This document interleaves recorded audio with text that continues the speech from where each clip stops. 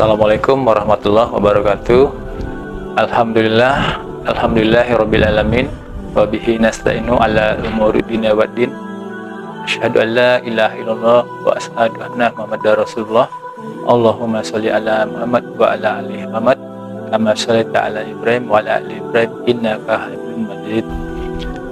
Alhamdulillah, pada hari ini, kesempatan hari ini masih bersama kami di channel Ares King 2008, yang pada kesempatan hari ini kita mencoba menyimak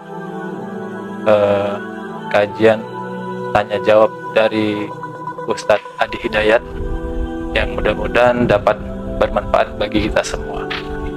Sebelumnya saya sapa saudara-saudaraku, sahabat-sahabatku dimanapun kalian berada.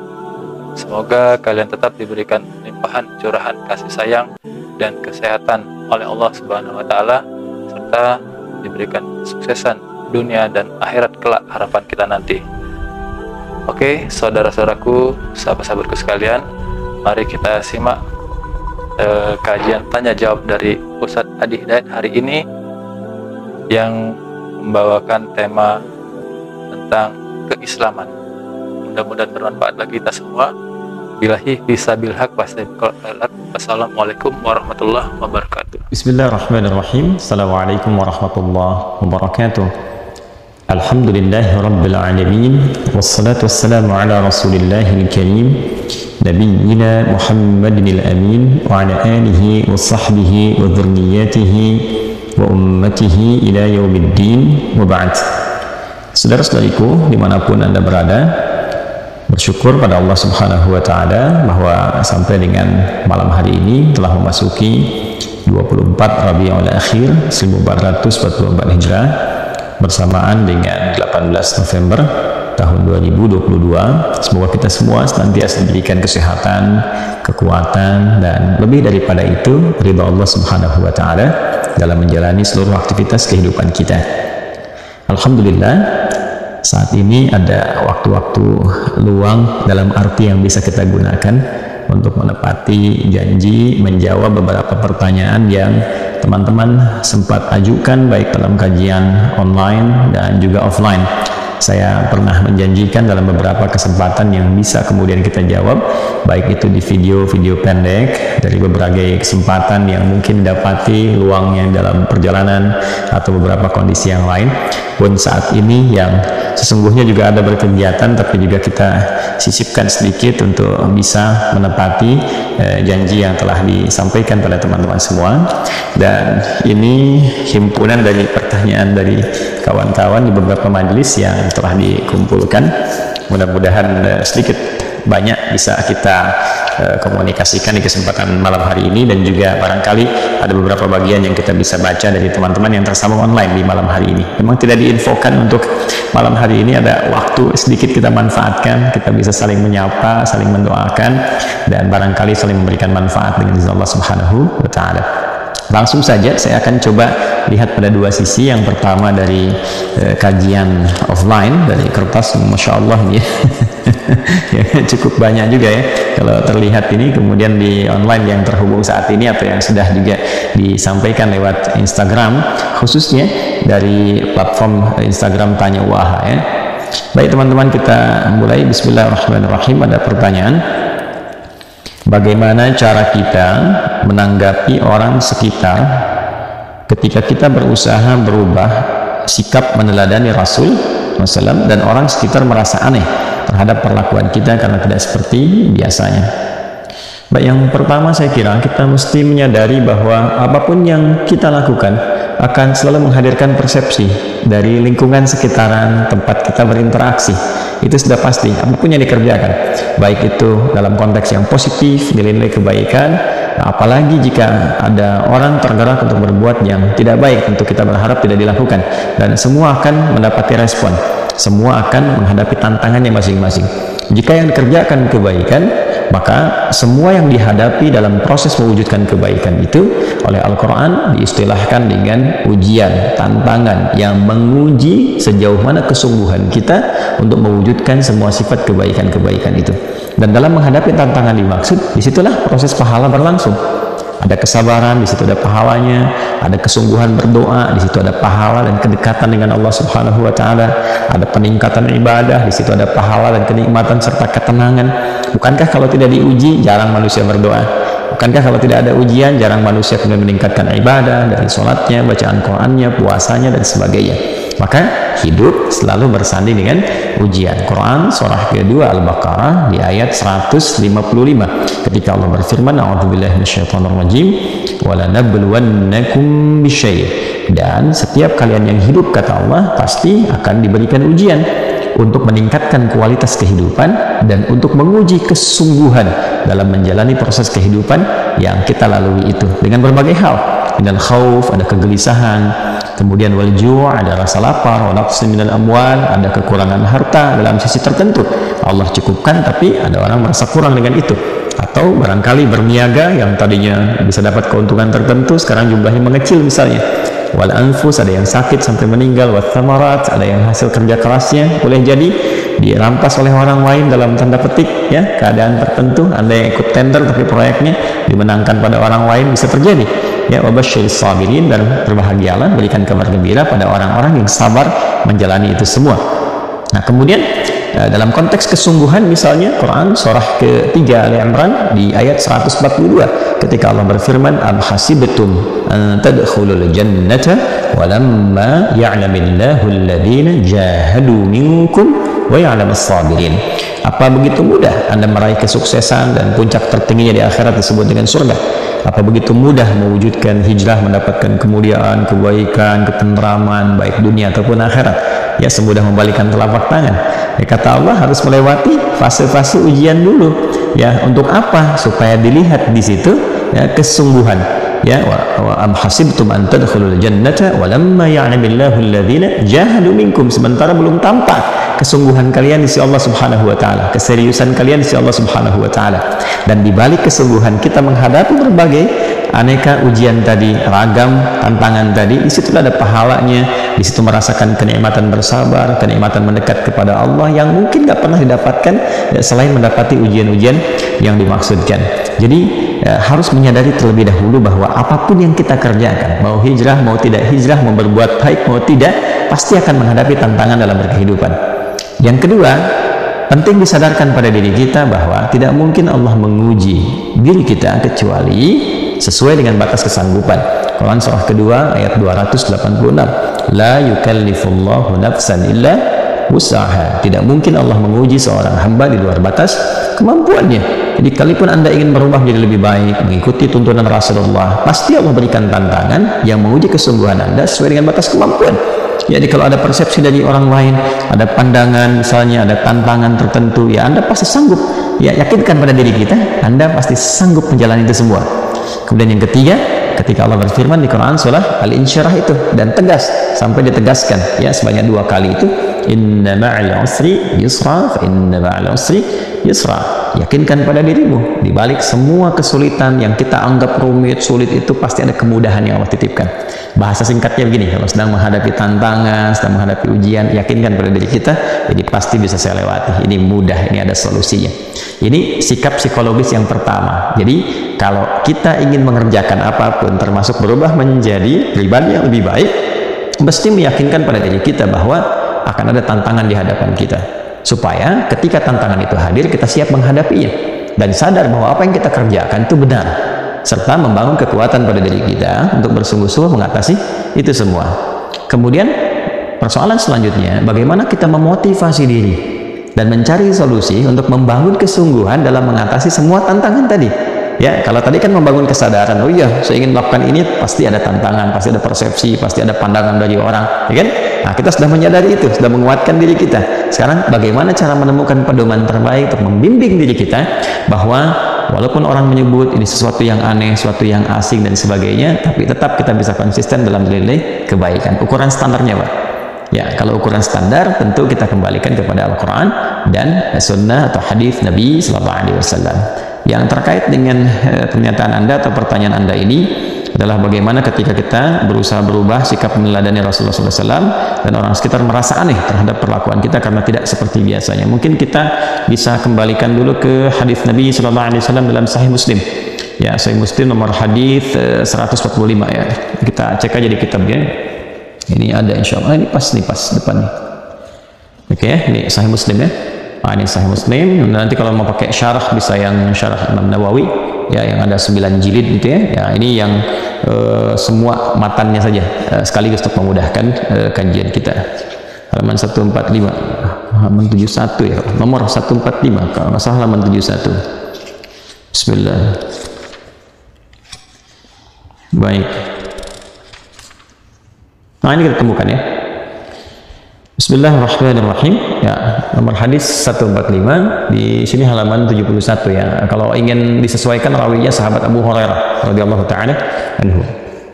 Bismillahirrahmanirrahim. Qala al-muallif rahimahullahu taala haddatsana Muhammad ibn Abbad wa ibn Abi Umar jami'an an Marwan al-Fazari. Kemudian qala Ibnu Abbad haddatsana Marwan an Yazid yakni Ibnu Kaisan an Abi Hazim an Abi Hurairah.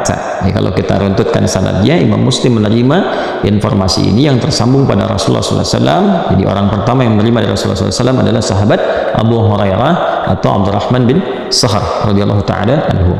Beliau menyampaikan qala Rasulullah SAW. Rasulullah SAW pernah bersabda, perhatikan kalimatnya, bada'al islamu ghariba wa sayaudu kama bada'a ghariba fatuba lil ghuraba. Baik, ini keterangan Nabi. Jadi terbukti ya, kalau ada kejadian seperti yang Anda rasakan tadi atau juga sementara orang merasakan, dia terbukti apa yang Nabi sampaikan sejak jauh hari. Dan sudah pasti apa yang disampaikan Nabi, yang Nabi tunjukkan kepada kita sudah pasti akan terjadi. Pasti akan terjadi. Ya, kalau Nabi tunjukkan peristiwa ini akan begini, akan terjadi. Ya, kalau Nabi gambarkan kalau begini kamu akan jadi baik, pasti baik. Kenapa? Karena semua yang Nabi sampaikan pada hakikatnya adalah petunjuk dari Allah Subhanahu wa ta'ala. In huwa illa wahyu yuha. Semua yang disampaikan Rasulullah SAW berdasarkan petunjuk wahyu dari Allah Subhanahu wa ta'ala. Bila itu berupa lafaz dan maknanya, maka itu adalah Al-Quran.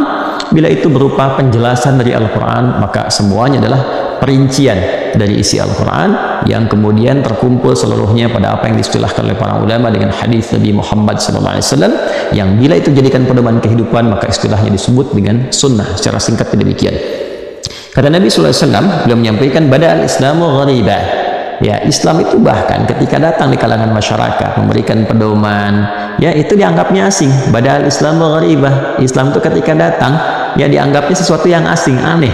Ya, ini menarik juga nih. Ya, ini kalau ada kultur masyarakat yang memang akrab dengan satu hal tertentu dan sudah memandang itu bagian dari tradisinya atau bagian dari kultur atau budaya yang sudah dipraktikkan, walaupun itu buruk, maka yang baik terlihat asing. Gitu ya.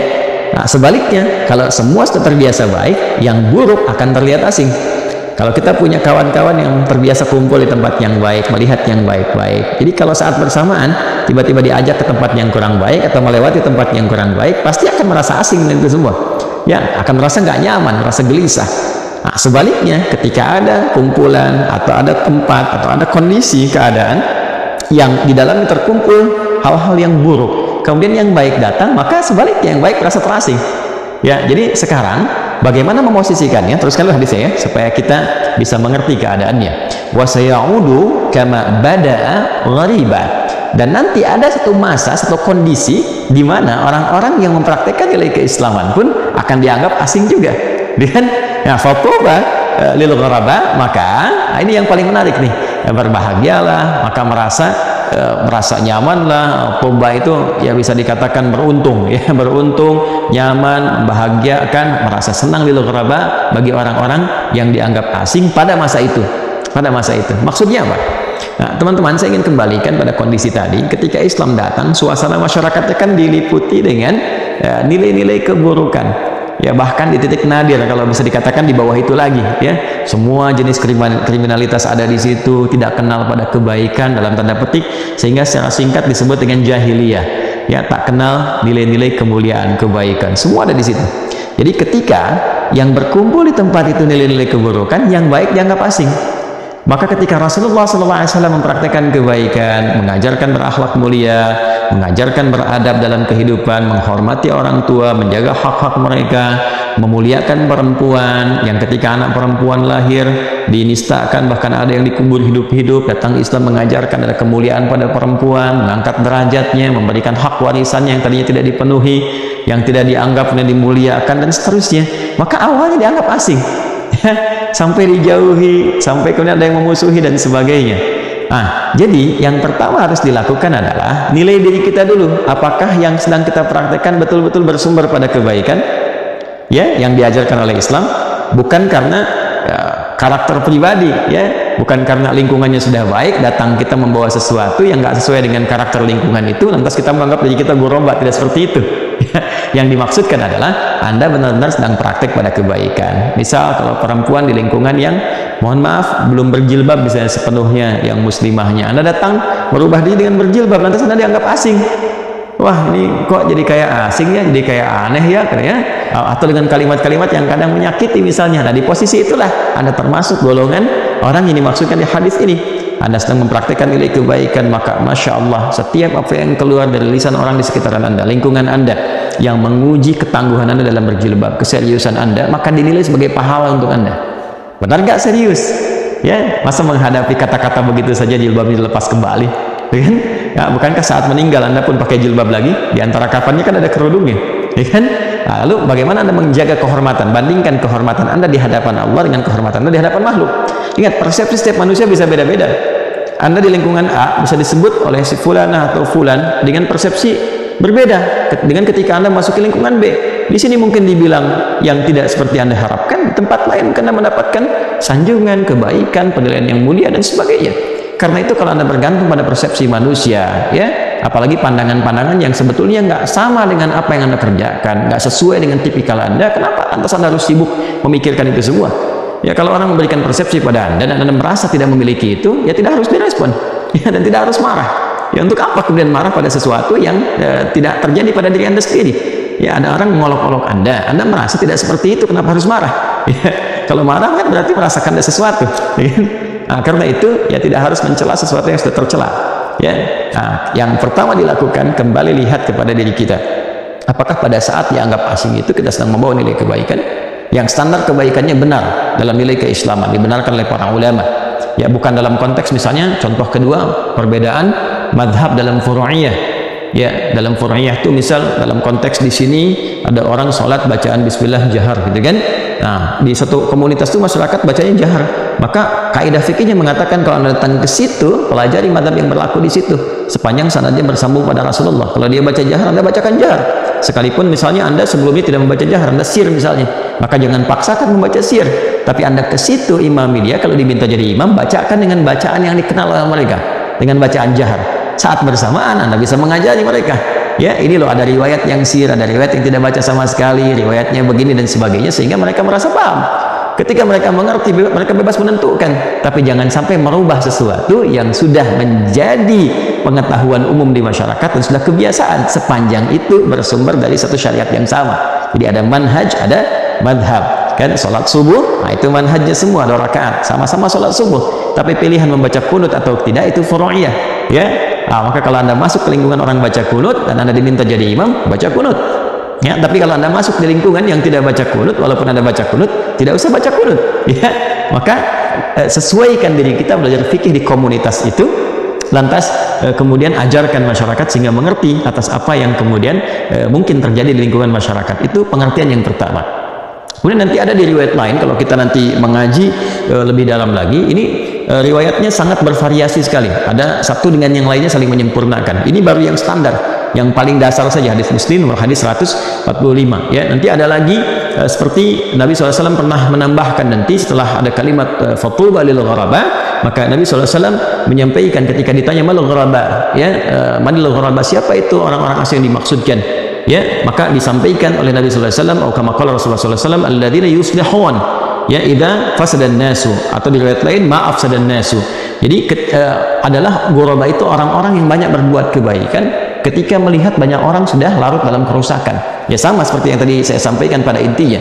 Artinya dalam pengertian yang pertama tadi, ketika orang banyak berbuat yang kurang baik, Anda datang membawa kebaikan, lalu Anda disebut orang asing, ya kan? Ini orang bukan bagian dari kita. Anda masuk ke lingkungan pekerjaan, tiba-tiba Anda yang jujur sendirian, yang lain sudah komplotan untuk mencuri, untuk korupsi dan macam-macam. Anda masuk ke lingkungan itu, diajak Anda nggak mau, lalu Anda disebut ini orang asing nih, bukan golongan kita. Fatubal lil ghuraba. Anda yang dimaksud di situ. Anda orang berbahagia itu, Anda orang beruntung itu. Sabar teman, ya rezeki itu nggak akan tertukar. Ketika Allah titipkan di situ, boleh jadi yang diinginkan oleh Allah bukan uang yang Anda dapatkan, bukan rezekinya, tapi dakwah yang Anda bawa untuk menunjukkan betapa pentingnya kejujuran, betapa mulia dan terhormatnya ketika Anda memegang martabat. Itu poinnya. Rezeki dimanapun bisa Anda dapatkan. Pegang itu. Disitulah kemudian nilai Anda menjadi mahal di hadapan Allah Subhanahu wa Ta'ala. Kapan lagi bisa mempraktekkan itu? Fatubalil ghuraba. Jadi ketika ada orang yang larut lingkungan keburukan, Anda tetap membawa kebaikan. Atau pengertian yang kedua, alladzina yuslihuna ma afsadan nas, yaitu orang-orang memperbaiki apa yang dirusak oleh orang lain. Ya, artinya ada orang yang mohon maaf ya, ada kebiasaan-kebiasaan baik yang tidak dijalankan atau dianggap buruk, atau yang tadi perempuan mau pakai jilbab, laki-laki misalnya mau membiasakan ke masjid, dianggap itu tren yang nggak bagus, dianggap ada sesuatu yang ya lambang yang tidak modern misalnya dan sebagainya. Maka Anda mulai memperbaiki itu dengan cerita yang positif, dengan ajakan yang lembut dan sebagainya. Maka itu yang dimaksud dengan al-ghuraba. Jadi jangan merasa heran kalau Anda sekarang sedang berubah jadi lebih baik, ya ada timbangan dari orang merasakan bahwa oh ini sesuatu yang asing dan sebagainya. Maka berbahagialah. Pertama, benar terbukti sabda Nabi sallallahu alaihi wasallam.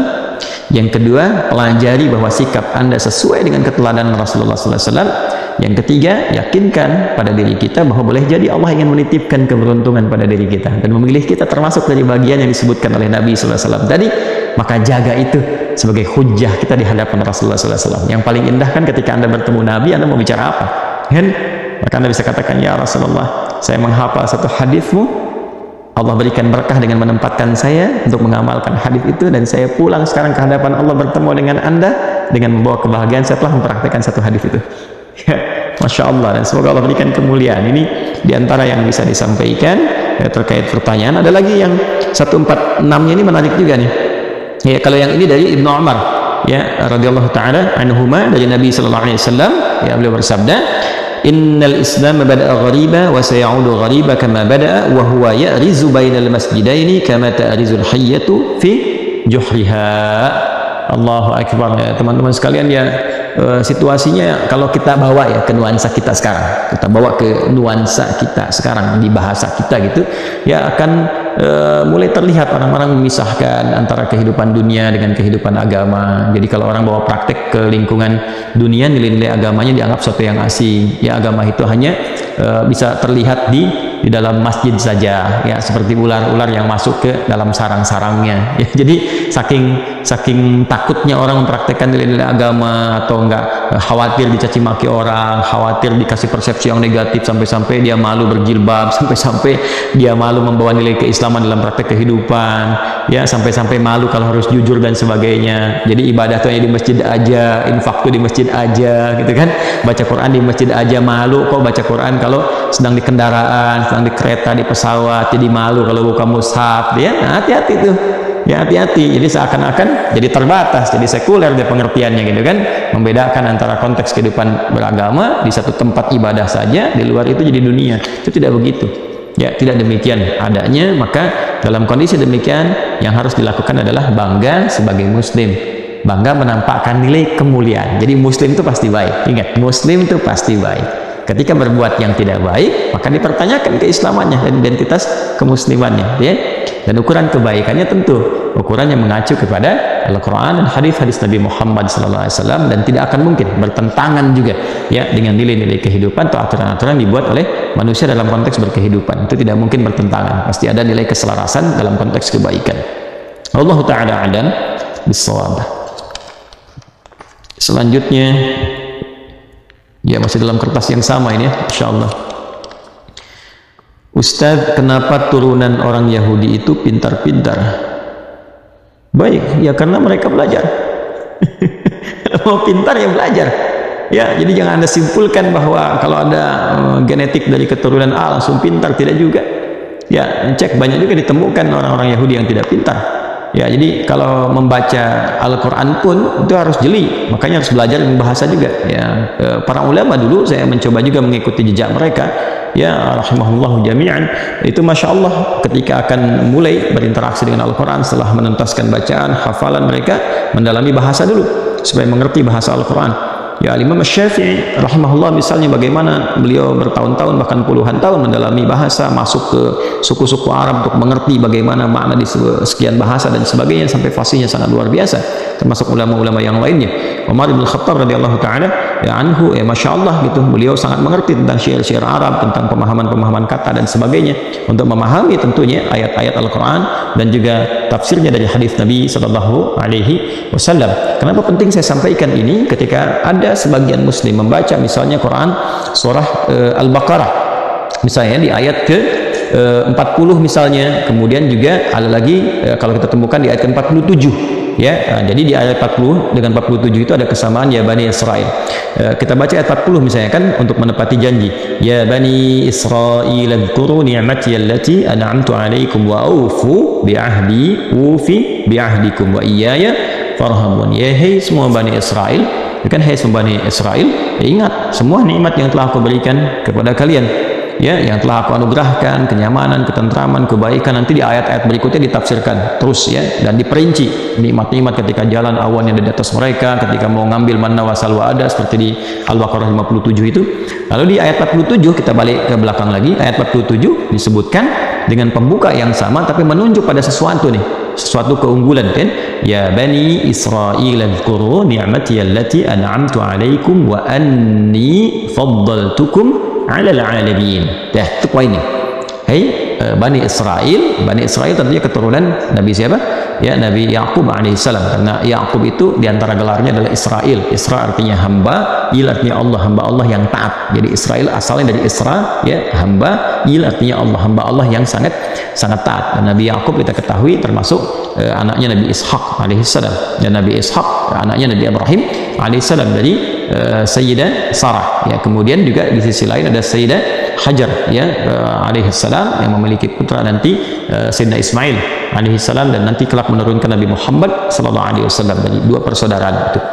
Kemudian dari Yakub ini saking dekatnya dengan Allah, banyak ibadah dan sebagainya, melahirkan keturunan yang kelak disebut dengan Bani Israel. Di antara mereka nanti ada asbab yang kita kenal dengan 12 itu, di antaranya ada Nabi Yusuf alaihissalam. Nah, yang paling menarik adalah ya Bani Israel adhkuru ni'mati allati an'amtu 'alaikum. Hei Bani Israel, ya kan? Bani Israel, di antara pecahan Bani Israel itu nanti ada yang disebut dengan Yahudi. Hei Bani Israel, di antara mereka ada Yahudi, dan ingat semua nikmat yang aku berikan kepada kalian, nikmat kenikmatan yang sangat luar biasa. Wa dhallalna 'alaikumul ghamama wa anzalna 'alaikumul manna wassalwa. Aku berikan naungan dari atas awan yang nyaman dan teduh, meneduhkan ketika engkau berjalan, mau makan dapat madu enak, dapat ini nyaman dan sebagainya.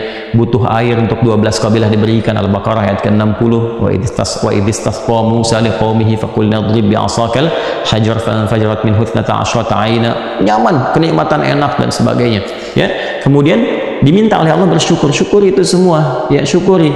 Kalian bersyukur, mendekat diri kepada Allah, tingkatkan ibadah yang sebelumnya nggak dapat diberikan, di depan matanya langsung diberikan ya.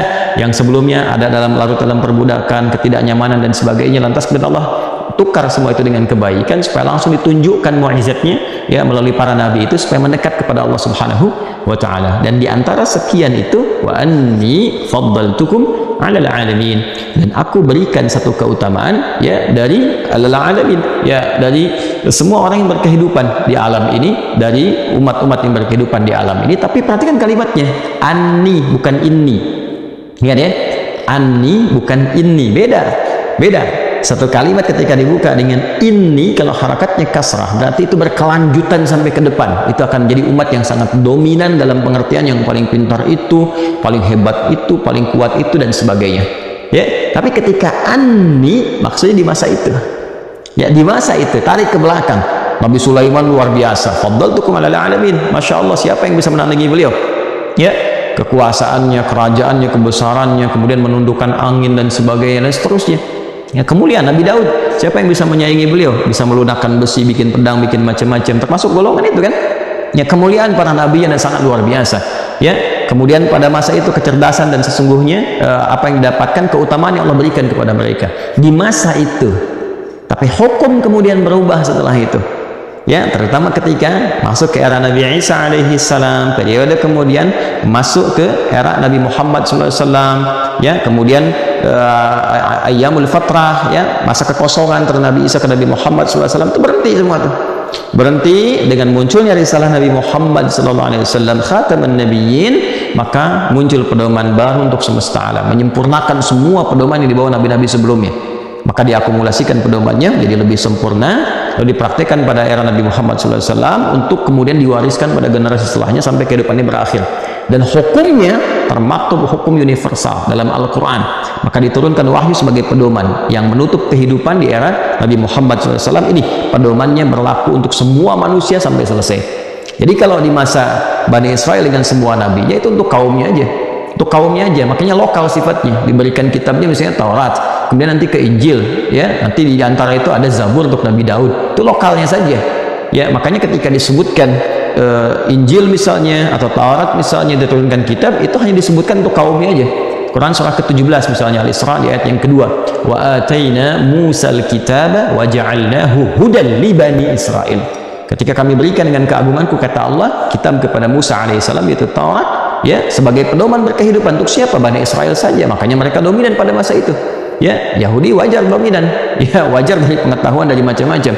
Tapi ketika eranya berlangsung ke era Nabi Muhammad SAW yang risalahnya rahmatan lil alamin, untuk semua, lil alamin, wa ma arsalnaka illa rahmatan lil alamin, untuk semuanya, ya, untuk semua umat, semua bangsa, semua kalangan. Maka diturunkan kitabnya pun pedoman universal untuk semuanya. Maka turunlah Al-Quran dan diabadikan di Quran surah kedua Al-Baqarah di ayat 185 ketika Allah menyampaikan Syahrul Ramadan alladzi unzila fihi al-Quran hudan linnas, ya, bukan lil muslimin, bukan li umat Muhammad SAW, tapi linnas, untuk semua manusia.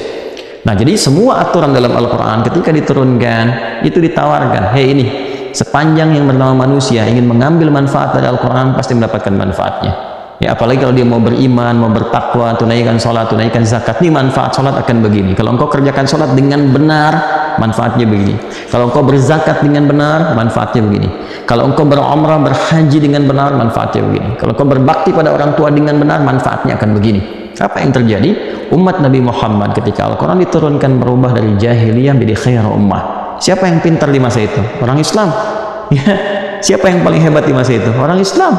Siapa yang bawa peradaban sampai ke Spanyol, yang tadinya, maaf, Iberia itu, ya, ya, yang bagian sekarang Portugal dan Spanyol, yang sekarang Andalusia itu wilayahnya, ya, dulu kan sangat jauh tertinggal, nggak punya peradaban. Siapa yang menjadikan itu menjadi peradaban besar yang sekarang bisa dilihat peninggalan-peninggalannya? Orang-orang Islam, ya. Siapa yang kemudian melakukan ekspedisi dari Afrika Utara, dari mulai Mesir, Libya, Tunisia, Maroko, Aljazair, terus nyebrang sampai Sisilia itu, ya, sampai sebagian terinspirasi ke Eropa? Siapa? Orang-orang Islam, ya. Mereka menyebar kemanapun membawa risalah suci, nilai-nilai Quran, membuka semua nilai kebaikan.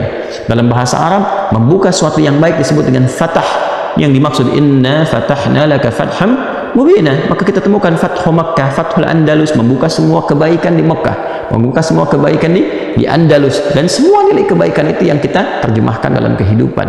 Jadi menjadi muslim itu pintar, ya. Menjadi muslim itu sehat akalnya. Dalam bahasa Quran itu akal sehat itu ulul albab. Ulul albab itu yang akalnya sehat, yang akalnya pintar, yang akalnya itu bisa mencerna sesuatu dengan baik, tapi hatinya juga sehat, qalbun salim, hatinya bening, hatinya baik. Kan ada yang akalnya bagus tapi hatinya nggak bagus, sehingga akal sehatnya itu cara berpikir dikendalikan oleh hati yang tidak bagus, jadi nggak bagus juga, ya. Jadi singkatnya adalah ketika umat Islam mendapatkan risalah dari Al-Quran, dibimbing wahyu, diterangkan oleh hadis, berubah, ya, terangkat dari yang paling bawah menjadi yang paling atas, kemudian dari kegelapan membawa cahaya, habis gelap terbitlah terang, dari jahiliyah menjadi khair ummah, dan menginspirasi Barat belajar dari situ, membangun peradaban. Dari mana? Dari peninggalan peradaban yang telah diajarkan oleh umat Islam sebelumnya, ya. Dan sekarang ketika ada kemunduran, di sisi lain kemudian ada umat tertentu dominan, unggul dan sebagainya. Perhatikan, ya, apakah unggul itu karena memang umatnya, rasnya, atau unggul itu karena kerja kerasnya, karena belajarnya, karena kesungguhannya, karena keseriusannya? Ya, maka balikan. Jangan-jangan pada saat mereka belajar sungguh-sungguh serius, umat Islamnya malah meninggalkan petunjuk di Quran yang pernah dulu membuat kita, ya, jaya-jayanya. yang membuat kita berada di atas, membuat kita dalam kebaikan, membuat kita banyak mendapatkan maslahat kebaikan. Ya, coba tanyakan berapa di antara orang sekarang yang serius mengaji Quran dan mengamalkan itu semua. Ya, kata Quran, hei ikra, baca, banyak baca. Berapa banyak yang baca sekarang? Umat Islam Indonesia itu berapa persen? 85%. Ya, kalau diambil misalnya dari 300 juta lah besarnya itu. Ya, kita ambil 80% misalnya dari situ. Kita temukan terus 240 juta misalnya. Ya, ambil saja angka besarnya demikian. Dari 240 juta itu berapa persen sih yang rajin membaca? Ya, dari yang baca, yang membiasakan baca, siapa yang senang menganalisis di situ? Ya, nazar itu kan analisis. Afala yanzuruna ilal ibili kaifa khuliqat. Siapa yang senang tafakkur, senang tadabbur, senang merenungkan sesuatu, mengkaji, menghasilkan karya dan sebagainya? Siapa yang senang meriset? Ya, berapa banyak mengamalkan itu semua? Itu kan Quran semua. Ya, wahyu pertama turun tuh ajakan kepada kita untuk berpikir, mengembangkan akal kita, banyak membaca, membuka gerbang pengetahuan dan sebagainya. Ya, dan dulu orang berinteraksi dengan Quran itu dengan amalnya sekalian. Kalau ada ayat ilmu turun, dipraktekkan ilmunya, dipelajari, haus ilmu, belajar. Orang belajar bahasa dulu, masya Allah gitu. Ya, ada yang 3 hari, ada yang sepekan, ada yang paling lama sebulan sudah menguasai berbagai macam bahasa. Dan disiplin ilmu sangat luar biasa. Hafal Quran, dan para ulama kita Al-Kindi, Al-Farabi, Al-Khawarizmi, Al-Battani dan sebagainya yang mewariskan banyak khazanah pengetahuan yang dikembangkan di barat dan sebagian besar bahkan menginspirasi penemuan di masa kini. Ya, mereka memulai dengan Quran. Ya, mulai dengan Quran. Ahli bedah, ahli matematika, ahli optik, ahli macam-macam, ahli kimia, prototipe pesawat terbang yang dibuat inisiasi oleh Ibnu Firnas dan sebagainya, yang termasuk di bidang kimia Jabir bin Hayyan, matematika Al-Jabbar dan sebagainya. Siapa mereka? Ya, siapa mereka? Jadi sekarang kembalikan cara berpikir yang benar. Dengan cara apa? Kalau ingin pintar, ya belajar. Tapi kalau kita ingin menghadirkan motivasi terbaik yang membuat kita melampaui batas-batas kecerdasan dengan standar manusia, maka kembalikan kepada petunjuk wahyu. Baca lagi Qurannya, ngaji dengan benar. Ya, kemudian praktikkan isi Quran itu. Kalau Anda ingin jadi ilmuwan, ambil bagian ayat-ayat ilmu. Kalau Anda ingin jadi praktisi dalam kehidupan di birokrasi misalnya, ambil ayat-ayat birokrasi. Anda ingin diplomasi, ambil ayat-ayat diplomasi. Anda ingin menjadi pengusaha sukses, ambil ayat-ayat bisnis. Di Quran itu lengkap, 30 juz, 114 surah, panduan kehidupan hudal linnas. Ya, jadi ada panduan yang bersifat fisikal, jasmani, ada panduan yang bersifat intelektual, aklani, ada yang panduan bersifat spiritual, rohani. Di Quran ada semua. Rohaninya ada salat, ada baca Quran, ya, ada umrah, ada haji, ada zakat, ada doa, ada macam-macam. Intelektualnya ada ayat-ayat tentang berpikir, meriset di alam semesta, sampai ada ayat-ayat tentang meriset pegunungan, barangkali Anda temukan mineral di dalamnya, ya. Kemudian ayat-ayat tentang lautan, silahkan riset apa yang ada di laut, sampai disampaikan juga diberikan isyarat. Setiap pertemuan air di situ belum tentu keduanya bersatu bercampur, ya, macam-macam kita bisa temukan. Daratan ada, lautan ada, udara ada, silahkan riset. Silakan riset, bahkan yang di dalam bumi, bahkan yang di luar bumi. Silakan. Inna fi khalqis samawati wal ardi wa ikhtilafil laili wan nahari la ayatin li ulil albab. Orang yang akalnya sehat, yang jernih, yang baik, yang intelektual tinggi, dia mau meriset semua yang di langit dan di bumi. Ya, bahkan di surat Fusilat tuh, ya, di 2 ayat yang terakhir, di ayat yang ke-53, wa fi, ya, ketika Allah menyampaikan, sanurihim ayatina fil afaqi wa fi anfusihim hatta yatabayyana lahum annahul haq. Kami akan tunjukkan, kata Allah, dengan keagunganku, semua tanda kebesaranku di alam semesta. Silakan riset, bahkan pada dirimu sendiri, riset pada diri kita, bagaimana Allah menciptakan kita dengan sangat luar biasa, dan ditemukan banyak keajaiban dalam tubuh kita sendiri, bahkan dalam tubuh kita sendiri. Wa fi anfusikum afala tubsirun. Ya, disampaikan di Quran surah 51 misalnya ayat ke-21. Hei, pada dirimu sendiri pun itu ada keajaiban, apa kamu belum sadar?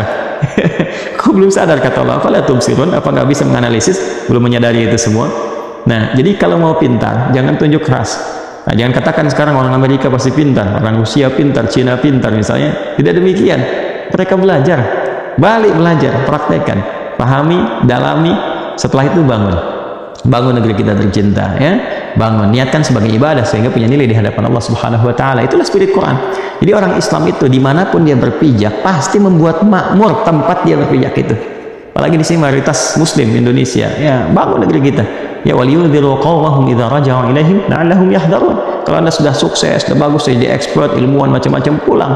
Ya, dan di sini difasilitasi, berikan fasilitas kepada mereka, disekolahkan, bahkan diberikan beasiswa. Kalau pulang itu fasilitasi lagi sehingga kembangkan, kasih kesempatan riset, kembangkan, masya Allah, dan akan makmur tempat itu. Itulah spirit Quran surah ke-9 ayat 122 misalnya. Nah, itu ya, Quran hadisnya, Quran sunnahnya. Ya, Imam Al-Bukhari menghimpun petunjuk ilmu ini berdasarkan hadis Nabi Sallallahu Alaihi Wasallam ada di topik yang ketiga, Ya, dia ada 97 topik di hadis Al-Bukhari. Topik yang pertama kitab al-wahyi, yang kedua kitabul iman, yang ketiga kitab al-ilmi, kitabul ilmi. Ya, saya pernah menyederhanakan ini, ya, satu topik itu dan jadikan satu buku kecil, buku saku untuk pedoman menuntut ilmu. Saya beri nama Al-Majmu', bekal Nabi untuk para penuntut ilmu. Di situ disebutkan, ya, bahkan dari waktu Nabi mengajar, ya. Jadi kita bisa temukan petunjuk-petunjuk Rasulullah SAW tentang tata cara menuntut ilmu.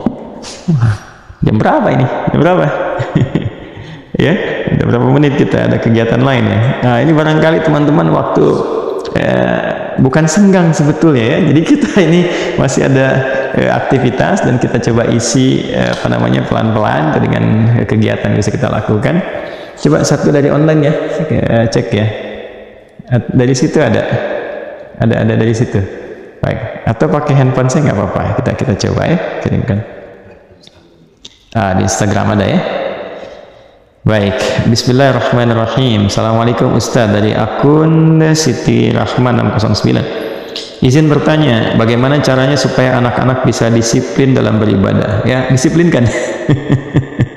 Baik, kita lihat dulu. Dan bisa menanamkan rasa takut dan merasa diawasi oleh Allah, karena kadang ada rasa kekhawatiran kalau anak-anak jauh dari orang tuanya, mereka akan lalai dalam beribadah, terutama sholat wajibnya. Jazakallah khair. Baik. Pertama lihat dulu, ya, usia anak itu berapa. Masing-masing punya dunianya, masing-masing punya gaya dan caranya tersendiri. Jadi kalau melihat dari apa yang Anda sampaikan tadi, boleh jadi anak sudah dididik dengan baik, kemudian dia mulai beraktivitas di luar rumah, entah itu mungkin dia sekolah, ketemu sekolah baru dan tidak membersamai Anda, atau Anda membersamai anak-anak sekolah SD, Anda bekerja, atau Anda di rumah, gitu kan? Dan boleh jadi juga ada waktu-waktu yang cukup lama di luar yang belum tentu ada pengawasan dan penjagaan dari Anda. Maka yang terbaik, titipkan semua itu kepada Allah. Pertama dengan berdoa. Kalau Anda seorang ibu, jangan pernah luput dari doa. Ya, jangan pernah luput dari doa. Itu yang paling penting. Jadi dengan doa itu, ya, kita ambil misalnya nasihat Al-Quran tentang bagaimana sikapnya Nabi Ya'qub alaihissalam ketika beliau menghadapi situasi anak-anaknya di luar, nggak tahu apa yang dikerjakan, kan, lalu beliau selalu berdoa, innama ashku bathi wa huzni ila Allah. Demikian di surat Yusuf itu, ya, aku selalu curhatnya kepada Allah, termasuk doanya. Makanya sekalipun menimpa kepada saudara-saudara Yusuf itu bisikan-bisikan setan yang tidak baik untuk mencelakai Yusuf alaihissalam, maka diarahkan kepada yang paling minimal, dan yang paling minimal itu pun mengantarkan kepada kebaikan Yusuf alaihissalam. Misal ketika mereka rapat, kan 10 orang rapat tuh, ya, rapat itu 9 dari rapat itu 9 berpendapat eksekusi Yusuf, bunuh Yusuf, uqtulu Yusuf. Ya, maka yang satu mengatakan, usul saya jangan bunuh Yusuf, la taqtulu Yusuf, alqihi fi ghayabatil jubbi yaltaqithu ba'du sayyarah. Ya, jadi alquhu fi ghayabatil jubb, sudah lemparkan aja dia ke sumur yang gelap, ke tempat yang gelap, nanti dipungut oleh kafilah yang lewat, ya sudah, kita bebas dari berbagai hal yang berpotensi besar risikonya untuk kita, gitu, ya. Nah, biasanya kan kalau 10 rapat, 9 quorum pada satu keputusan, yang satu mengusulkan B, biasanya kan yang diikuti yang 9, kan. Tapi ini berbalik, justru yang diikuti yang satu, ya udah lempar aja, gitu kan, supaya dosanya nggak terlalu banyak, gitu. Ya. Nah, setan kan kalau membisikkan kan biasanya nggak nanggung sampai ke atas, ya, tapi ini tidak. Itu yang menjaga apa? Doa yang disampaikan kepada Allah Subhanahu wa taala. Seperti Ibunda Maryam alaihissalam, Hannah, ya, Hannah berdoa kepada Allah Subhanahu wa taala bahkan sejak mengandung Maryam, di Ali Imran tuh, ayat 35 sampai 37. 35 itu nazarnya, ya, qalat imra'atu Imran rabbi inni nazartu laka ma fi batni muharraran fataqabbal minni. Dia sudah bernazar mohon kepada Allah Subhanahu wa taala. Ayat 36 yang diberi nama, didoakan. Ayat 37-nya hasil dari itu semua. Ya, ketika semua dilakukan, Allah yang merawat. Fataqabbalaha rabbuha biqabulin hasanin. Perhatikan ayatnya, wa ambataha nabatan hasana. Maka setiap pertumbuhan dari anak yang dititipkan kepada Allah dengan semua kebaikan itu, cara menitipkan dia, berikan nama yang baik, doakan ia tanpa putus, kemudian carikan tempat yang baik dan guru-guru yang baik. Selanjutnya biarkan Allah yang menetapkan sesuai dengan perjalanan hidupnya. Ya, itu poin yang paling penting. Dan hal yang paling betul-betul harus di-highlight adalah setiap anak punya keistimewaan, punya kebaikan, punya kemuliaan. Jangan kita menarik kadang-kadang kepada keinginan orang tua sendiri, dalam arti memvonis anak begini, memvonis anak begitu. Tidak. Buka hati seluas-luasnya, arahkan semua pada kelapangan. Ya, tampilkan semua karakter yang mampu menyenangkan, membahagiakan, walaupun kadang-kadang di sisi lain butuh ketegasan. Jangan, ada berbagai tindakan butuh ketegasan. Ya, tapi ketika ingin memaksimalkan itu semua dengan niat yang baik, arahkan yang kira-kira menggembirakan. Kalau ada hal yang kurang baik, apalagi pada anak-anak, gak usah banyak diungkit. Nggak usah banyak diungkit, namanya anak-anak, Allah aja nggak menghisab, ya kan? Tapi diperbaiki pelan-pelan, dan jangan dibawa ke perasaan terlalu dalam. Ya, yang penting, oh ini ada seperti ini, perbaiki, lalu hilangkan dari perasaan, udah hilangkan, husnudzan pada Allah Subhanahu Wa Taala. Maka itu yang kadang-kadang merubah, karena terlihat anak oleh Allah dibikin aktif dulu dari kecil, sehingga semua dia bisa mengelaborasi macam-macam, kreativitasnya banyak dan sebagainya. Tahu-tahu dewasanya itu semua bentuk pengalaman, karakternya lebih kuat, bahkan jadi ulama dan sebagainya. Ya, semoga Allah muliakan. Ya. Sekira itu yang bisa dijawab dulu, sehingga saya tepati online dan offline. Dan selanjutnya izinkan kami untuk beraktivitas selanjutan. Semoga Allah muliakan kita semua. Semoga Allah membahagiakan kita. Semoga Allah menjaga diri kita, bangsa kita, negeri kita, dan senantiasa ada dalam kemuliaan, kebaikan, dan kesehatan. Ya, dan sebelum saya akhiri, teman-teman, saya juga ingin menyampaikan, ini saya lihat di beberapa akun di Instagram ya, saya lihat followernya cukup banyak juga ya, padahal bukan akun kita ini. Ya, coba diingatkan ya jamaah kita ya. Ya, ada akun di sini saya perhatikan, kalau diklik apa itu Mas Adi Hidayat ya. So, ada apa, kajian Ustaz Adi Hidayat. Kajian Ustaz Adi Hidayat. Wah, Masya Allah. Ini sudah pelanggaran juga nih, sudah ngambil logo kita di sini ya, warna merah nih. Yang punya akun ini ya, ini bukan saya nih, 1,7 juta nih ya. Ini ada pengaduan juga ke kami karena ada yang juga menjual akun dan sebagainya gitu ya. Nah, ini beberapa, saya kira ini saya ingatkan ya dengan cukup kuat, karena ini banyak video dan kadang-kadang berniaga yang saya sendiri tidak pernah menghadirkan itu di akun yang dimaksudkan. Saya kira mencari yang berkah lah, kalau ada yang baik ya, tidak harus mencari yang tidak baik gitu ya. Mudah-mudahan semua dimuliakan oleh Allah Subhanahu Wa Taala, supaya orang nggak salah persepsi. Kadang-kadang di komentar dilihat ada tanya jawab, dan dijawab lagi dijawab lagi ya, macam-macam. Semoga Allah memberikan hidayah pada kita semua. Maafkan saya kalau ada hal-hal yang kurang berkenan, yang kurang baik, semoga Allah perbaiki dan jadikan kita lebih baik di hadapan Allah Subhanahu Wa Taala. Allahumma taqabbal minna innaka antas sami'ul alim, tub 'alaina innaka antat tawwabur rahim. Allahumma 'allimna ma yanfa'una ya arhamar rahimin, wa waffiqna lin'amala ma ta'allamna bihi wa fahimnah.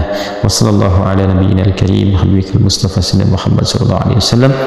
Wa akhiru da'wana subhanakallahumma wa bihamdika nashhadu an la ilaha illa anta nastaghfiruka wa natubu ilaik. Walhamdulillahi rabbil alamin. Thumma assalamu alaikum warahmatullahi wabarakatuh.